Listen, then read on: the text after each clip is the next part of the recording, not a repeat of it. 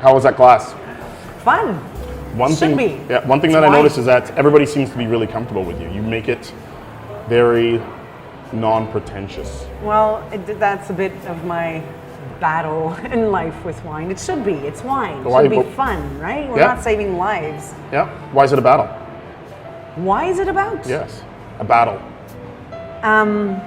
Because people feel so intimidated about wine. I think because there has been too much arrogance and snobism around wine for so many years. You know, people would take advantage of, hey, I'm a wine professional, I will teach you poor ignorant everything you should know about wine, and make people feel like idiots about wine. Totally. No reason for that, right? Anybody's able to say if they like something or not and why. So I try to encourage that. I mean, my goal is that more and more people like wine and drink wine. Should be the goal of most wine professionals, and yet we've had the complete opposite effect for so many years. Right. I wondered how people in the class, we'll call it, would interact with you in this setting. I thought maybe there wouldn't be a lot of people talking because they'd be afraid of saying something stupid, or that they'd be judged by other people, but they were in it from the start. You have to establish that, right? Hopefully I want them to feel empowered about, right? So I will say the first stupid things. I will ask the first stupid questions. We have a lot in common. Just to make them realize, okay, I'm supposed to be a recognized, great wine expert. Yep. Bring it back down to earth. No, I don't know everything, and I still make tons of mistakes, and I'm the champion at asking stupid questions. That's how you learn, right? 100%, totally. How did you get into this industry? It's a male-dominated industry. Yeah. You're a female. You don't seem to follow the rules. Kind of blaze your own trail. How's it going? I never woke up one day saying, I want to be a sommelier. I probably didn't know what a sommelier was for many years. Started my first restaurant job at the age of 16 as a student job, and pursued completely different studies because, I couldn't tell my parents I wanted to be a waitress. It wasn't very glorious. Yep. And I just fell in love with the industry, with the hospitality industry. I think service, first and foremost, and then wine and food. And when I say that, I'm like, who wouldn't, right? Yep. What's not to like? But it's a series of jobs, of experiences, of people I've met as I was looking for myself and found it. So when did you know this would be it? When did you know this was going to be? Again, there's no really clear moment. I did go to France at one point for a year of study. I was studying languages back then, modern languages and literature. And again in France, found jobs in hotels and restaurants, and ended up finding a job at a winery. And I thought, hey, sounds cool. And then I really fell into it. Then I was constantly in the cellar, in the winemaker's lab, asking questions. I just fell in love. Sorry, completely fell in love with it. And then that's when I realized, okay, I can probably make a living out of this somehow. I'll find a way. So I'll ask this question. When was the first time you actually got paid to do it? When was your first, you were doing this job and someone gave you a check to do it? Probably that winery job in France where I was hired as a customer service professional because I'd been working in the restaurant industry and hospitality industry, and they had just opened a retail space and facilities to welcome tourists, to show them around the winery, the vineyards, how you make wine, and I was hired. I was put in charge of that. And so the whole tourist welcome part and that retail, that was probably my first real directly wine-related job other than working in restaurants as a server. It's only later that I was able to practice as a real sommelier. Right. What's a sommelier? We're basically servers, but you take in charge a wine program in a restaurant. So, build a wine list, decide pricing, which wines you're going to sell, what's going to go by the glass, training staff, recommending wines to customers, cellaring wines. And that's something you obviously enjoy. Yeah. One thing that you said in the class that I found interesting is that you were saying that environment affects someone's ability to taste certain wines. Like it changes the taste. How is that? How does it go? Explain that to me. There's a lot of things we don't fully understand about how our senses work, but we know for sure that our environment has a huge impact on how our senses work. The temperature outside, the colors of the room, the music you're listening to can affect how you smell or you taste. Really? Your perceptions are different. Yeah. I something I say often, and I said during this class, never, always give wine a second chance. If you try wine for the first time, I found it very interesting. If you try wine for the first time and you don't like it, rather than saying I'll never buy that wine again, put the cork back in, stick it in the fridge, try it again the next day. And the second chance can actually maybe change your mind. Maybe you won't like it, but maybe you will, because the first time you tried it, what you've eaten before can influence how you're going to taste that. For sure. If you eat something different the next day, if you're in a different room, different music's playing, different people around you, your experience will be different. You live in Quebec? Yeah. I'm sure someone with your experience in wine could live in a larger city. What made you go back there? Yeah, well, I live in province of Quebec in a town called Gatineau, so not in Quebec City. Right. Smaller town, although it's just across from Ottawa. It's my hometown.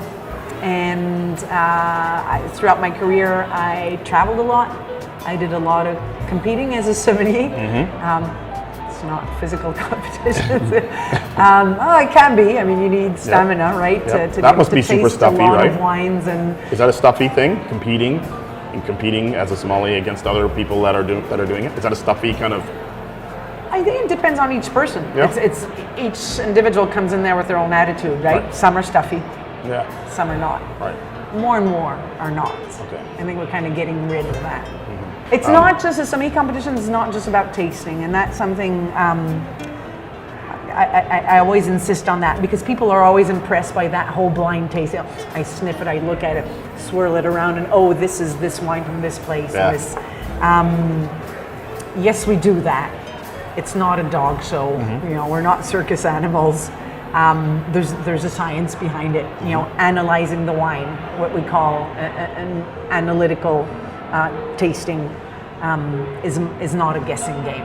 Right? You're really analyzing the aromatics, the structure of the wine, the acidity, the alcohol, the tannins, all of it, and to come to kind of a sensible conclusion. But competing is not just that. I think people remember that because that's impressive.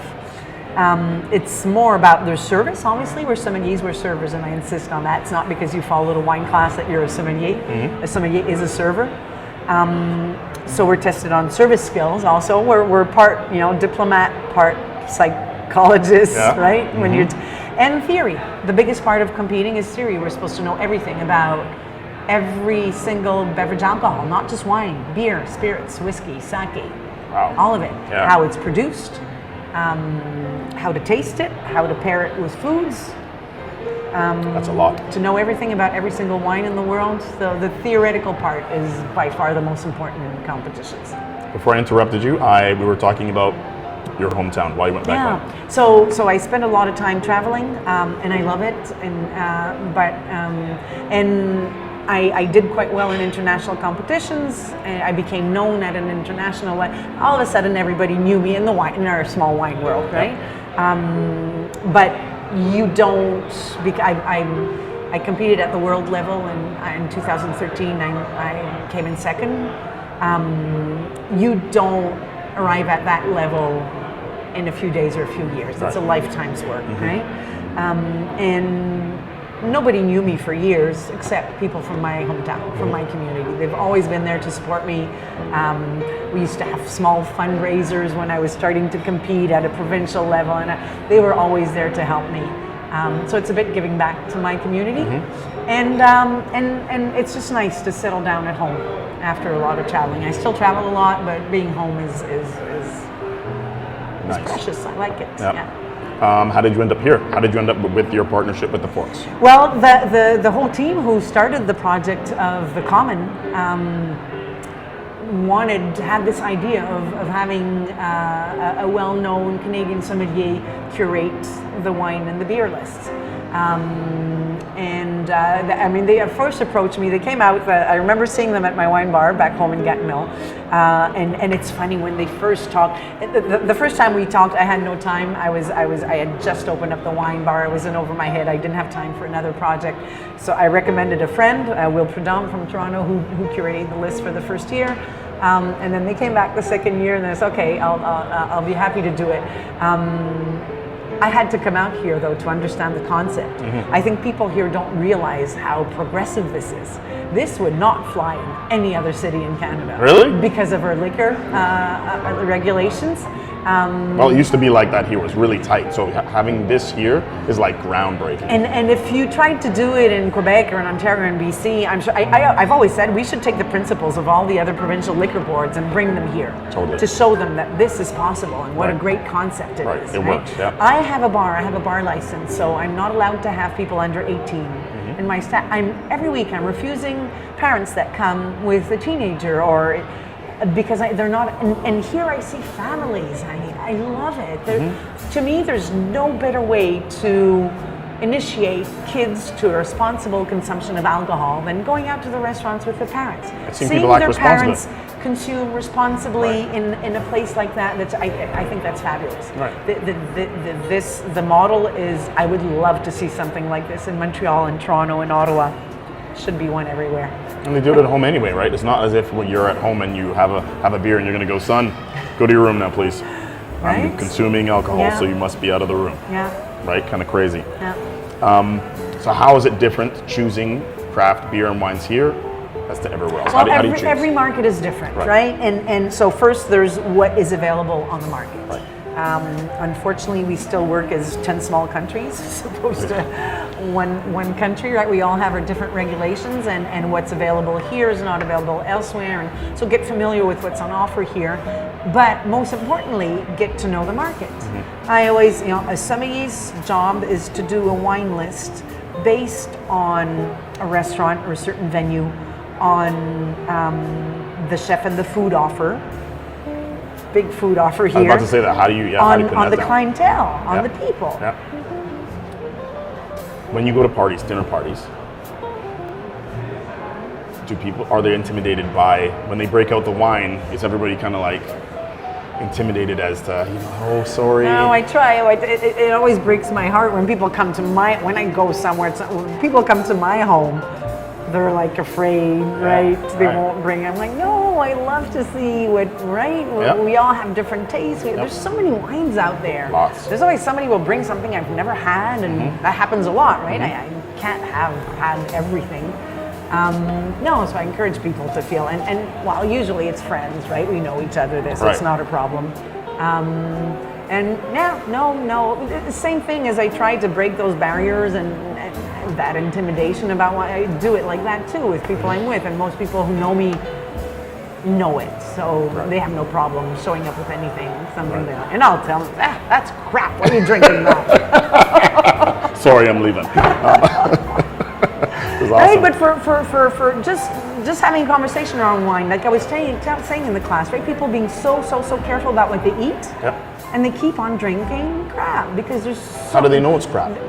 Well, that's a problem. There's no mandatory labeling on alcohol, right? But what people don't realize is that there's as much processing going on in beverage alcohol as there is in food. Oh wow! If mandatory labeling was.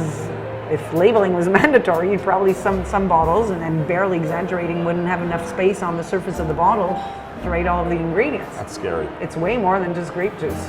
So how do you know that? How does the average person like me who knows nothing, how do I know that? You have to ask. You have to ask people like me, people you go to a liquor store, find somebody that you trust, and you'll probably try a few before you find somebody that understands your taste and that you can have a real conversation with, and they'll be honest about it. Obviously, I can't tell you go check on the producer's website, right? Because none of them is going to say I put lots of crap in my wine. Why not? It's going to sell a lot of alcohol. Come on, what are you talking about? Wine-wise, what is something that you have in your fridge or in your house all the time? Bubbles. Bubbles? Bubbles. I am a huge sparkling wine fan. Oh, do you really? Yeah. Really? Yeah. I love champagne, and there's good, and Canada makes kick-ass, sorry, sparkling wines. What makes Canada's kick-ass? The best sparkling wines in the world are made in cool climates, right? Yep. It's a nature sparkling wine. It needs to be made from grapes that are grown in a cool climate.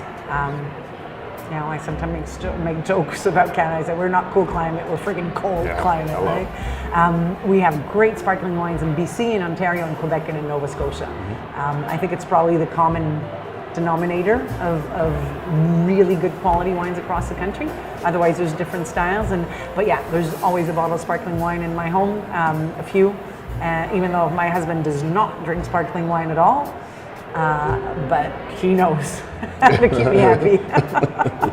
Just got to get some. My last question, something in the class that you said, was something about the price of wine. The higher the price of wine goes, you were talking about some sort of, I can't remember. Yeah, well, the higher up you go in price, the least the quality, the price quality ratio diminishes, right? So like a really good $200 bottle of wine will never be 10 times as good as the best $20 bottle of wine. Oh, okay, right? And it's a bit like clothing and like cars and like watches. And at one point you start going into the world of luxury and paying for a lot of things other than just really what it's worth. Right. You know, for marketing and brand and image, and it's like that in wine too. I get it. I didn't know that when you said that. I was trying to listen to exactly what you said, but I found that very interesting. Thank you for taking the time to sit down with me. Thank We you. can cheers a little bit. Yeah. Cheers. What wine we have left.